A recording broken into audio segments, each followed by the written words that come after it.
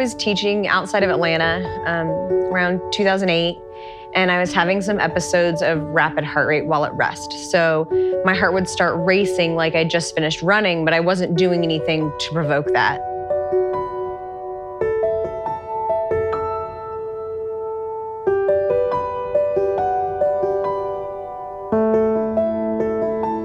It's really scary to hear, but at the same time, I was handed 3 prescriptions and allowed to leave.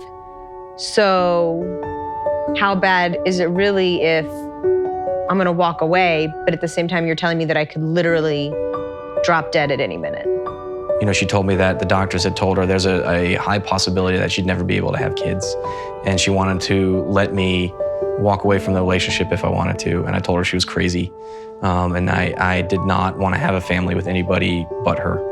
Moving into 2009, Dan and I got married and we moved up to Fort Riley, Kansas. And then we wanted to start a family. And so at that point, I was seeking out cardiology help to see what our options were gonna be as far as having a family. We talked a lot about her becoming pregnant and the potential risks of having trouble with the pregnancy or even after. The cardiology team at St. Luke's was awesome, and they did a lot to dissuade our fears.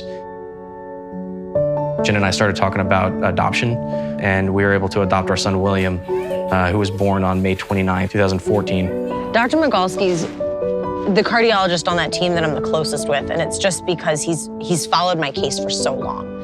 Dr. Migalski helped me have my daughter. So, of course, he and I have a great relationship. Unfortunately, Jenna did have some trouble after pregnancy. She had some fluid buildup, or what we call an exacerbation of congestive heart failure. That was quickly managed, thankfully, but her heart function did slip a little bit. I'd lived 7 years in heart failure and done pretty much everything I wanted to do up to that point. I think we knew that transplant would be the end of my road at some point anyway. And so in a way, it's exciting, and in a way, it is absolutely terrifying. In Jenna's case, she was stable up to a point and then deteriorated to the point that we had to give her a device, a mechanical device, to support her circulation and to keep her alive.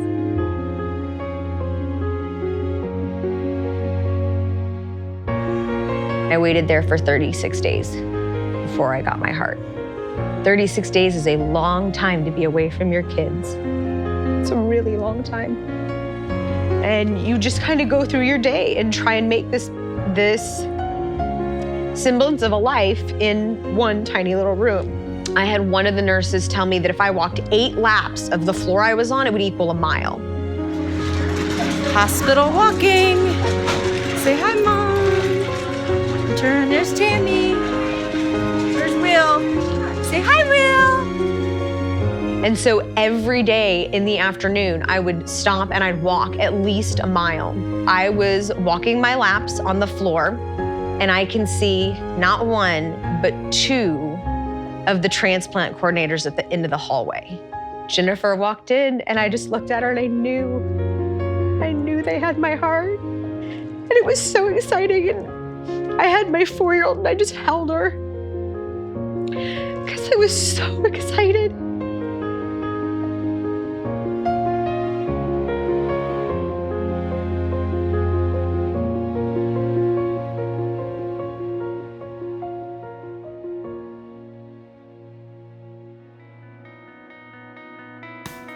My day-to-day life has changed a lot in the past year.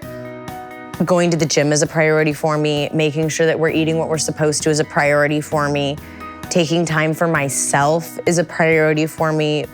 Just making sure that I'm doing what's right for me and my new heart. And these have 125 for a half a cup. So it can be a pretty big difference, even though they both say low sodium. I believe that actions speak louder than words. And so I will continue to advocate for heart health. I will continue to share my story. I had the opportunity to meet with Congresswoman Lynn Jenkins, and she and I were able to discuss the future of medical devices and working towards encouraging corporations to create medical devices that'll fit women. Shaquille O'Neal and I are not wearing the same size knee if we both need knee replacements. Cardiology needs to get there. We need to have devices that will fit petite women. You know, if you ask my 5-year-old who Dr. Borkan is, she says, that's my mom's cardiothoracic surgeon. Most 5-year-olds don't know that.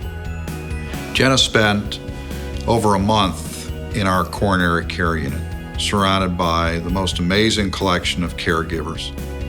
I built a relationship with my team at St. Luke's. Surgeons and cardiologists and nurses and coordinators and social workers and nutritionists and the nurses in the intensive care unit, the staff in the cath lab, in the OR. I mean, all these people who have been involved in the care of hundreds and hundreds of transplant patients. There's hope that they give you, but it's not unfounded. The hope that St. Luke's gives you is because they've been there and done that. When I transplanted, I was number 689. That's some experience to back up that hope. I think I've had a long road. I was in heart failure for 8 years. I had a baby in heart failure. I adopted a baby in heart failure. I was listed for transplant. I waited a year. I spent 36 days in the hospital. I went through that recovery. I've done it. St. Luke's has been a part of my journey for a long time. We've created a one-of-a-kind relationship that started back in 2009. And I guess all I can say from the bottom of my heart is thank you.